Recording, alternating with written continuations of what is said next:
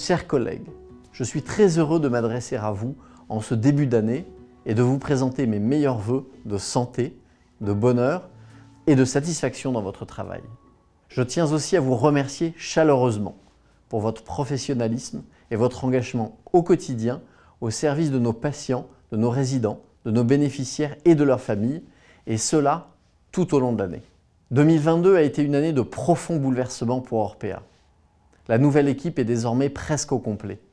Elle est résolument engagée dans la refondation d'une entreprise plus éthique et plus responsable.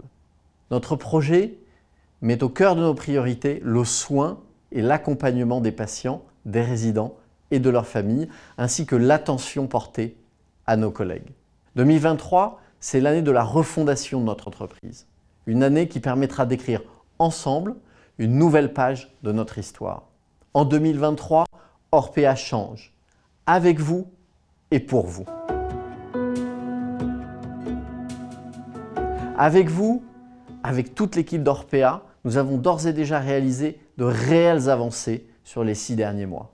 Tout d'abord pour vous, les collègues d'Orpea, nous avons mis en œuvre une politique de recrutement dynamique avec 800 nouveaux contrats en CDI par mois en France. Avec tous les représentants du personnel, avec Fanny Barbier, notre RH, et Guillaume Desoblins, nous avons signé à l'unanimité un accord d'entreprise majeur pour la refondation du dialogue social chez Orpea. Et nous avons également signé un accord de négociation salariale pour Clinéa, le premier depuis 15 ans. Nous avons recruté un directeur de la santé et de la sécurité. Il aura en charge la mise en place rapide d'une politique ainsi que des bonnes pratiques pour préserver la santé et la sécurité de tous nos collègues. Vous savez combien je suis attaché à ce sujet. Enfin, nous allons transformer la fonction RH au sein de l'entreprise en la positionnant au plus près des enjeux locaux. Avec les familles, nous avons mis en place un dialogue renforcé à travers le lancement d'une plateforme d'écoute et une médiation externe. Nous avons simplifié la procédure des événements indésirables graves afin de les déclarer le plus rapidement possible. Avec le professeur Pierre Crolac-Salmon, notre directeur médical, nous avons mis en place 3 comités pour construire une politique médicale ambitieuse. Tout d'abord, un comité d'orientation éthique qui nous accompagnera sur les grands enjeux éthiques de notre quotidien.